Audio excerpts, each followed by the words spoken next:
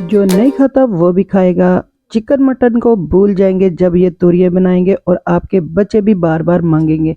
तो फिर चलिए स्टार्ट करते हैं। अस्सलाम वालेकुम मेरी प्यारी बहनें, कैसी हैं आप सब? उम्मीद करती हूँ आप सब ठीक होंगी। मैं भी ठीक हूँ आपकी दुआओं के साथ। तो तोरियां हमने बहुत अच्छी सी ले ली हैं।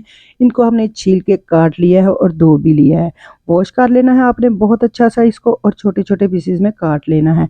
अब हमने एक कढ़ाई लेनी है, उसमें 1 कप के करीब हमने इसके अंदर ऑयल या घी शामिल कर दे। आपके पास जो भी है वो शामिल कर सकती हैं। इसके साथ ही हमने 1 चम्मच जो है जीरे का इसके अंदर शामिल किया है, और उसको हमने कड़कड़ा लेना है ताकि ये बहुत ही अच्छा सा इसका फ्लेवर आ सके। और साथ ही हमने 3 से 4 प्याज जो छोटे साइज के थे वो हमने काट के इसके अंदर शामिल कर दिए हैं। क्योंकि तोरियों में प्याज ज़्यादा जाते हैं इसलिए हमने इसके अंदर प्याज ज़्यादा शामिल किए हैं, और इसको भी हमने हल्का सा गोल्डन होने तक बनाना है। तो इसके साथ ही हमने अदरक लहसुन का पेस्ट 2 चम्मच के करीब है जो कि हमने फ्रीज़ किया हुआ है, वो भी हमने इसके अंदर साथ ही शामिल कर दिया है। अब हमने इसको तकरीबन 1 से 2 मिनट के लिए अच्छी तरह भून लेना है ताकि हमारा लहसुन अदरक का जो पेस्ट है वो भी इसके अंदर फ्राई हो सके, और प्याज भी हमारे बहुत ही अच्छे से गोल्डन हो सके।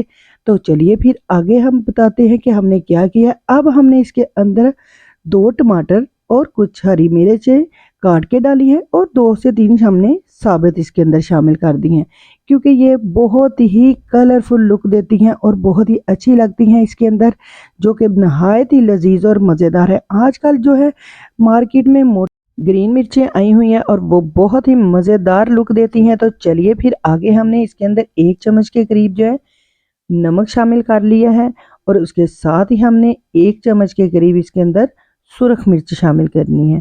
सुरख मिर्च आप अपनी मर्ज़ी के हिसाब से शामिल कर सकते हैं। इसके साथ ही हमने 1/2 चम्मच के करीब जो है हल्दी शामिल की है, 1/2 टीस्पून हमने इसके अंदर गरम मसाला शामिल किया है, और साथ ही हमने धनिया पाउडर का 1 चम्मच के करीब इसके अंदर शामिल कर दिया है। ये 1 मिनट जाएंगे, जो इसके साथ ही हमने इसको बहुत ही अच्छा सा भून लेना है, क्योंकि ये हमारा मसाला जो है बहुत ही अच्छा सा जब बुनाई हो जाएगी तो इसमें से बहुत अच्छी सी खुशबू आएगी।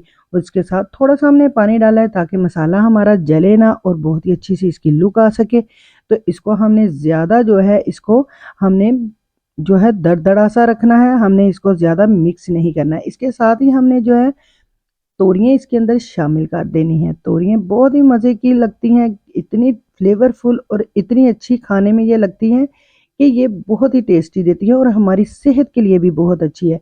इस पॉइंट पे अगर आपको मेरी ये रेसिपी अच्छी लग रही है तो चैनल को लाइक और सब्सक्राइब करना मत भूलिएगा, क्योंकि ये आपकी तरफ से प्यार और मोहब्बत होती है। इसके साथ ही हमारी तोरियाँ जो है हमने तकरीबन 10 मिनट के लिए ढक कर पकाई थी, क्योंकि तोरियाँ खुद ही अपना पानी छोड़ देती हैं।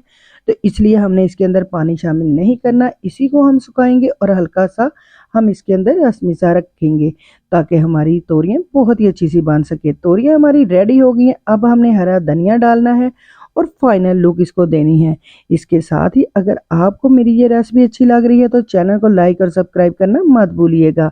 तो हम इसको साथ ही डिश आउट करते हैं। देखें आप रोटी के साथ, चपाती के साथ, या आप पराठे के साथ खाएं तो बहुत ही मज़ा देती हैं। तो इसके साथ ही मैं आपसे इजाज़त चाहती हूँ, फिर मिलूंगी नई रेसिपी के साथ। तब तक के लिए अल्लाह हाफिज़।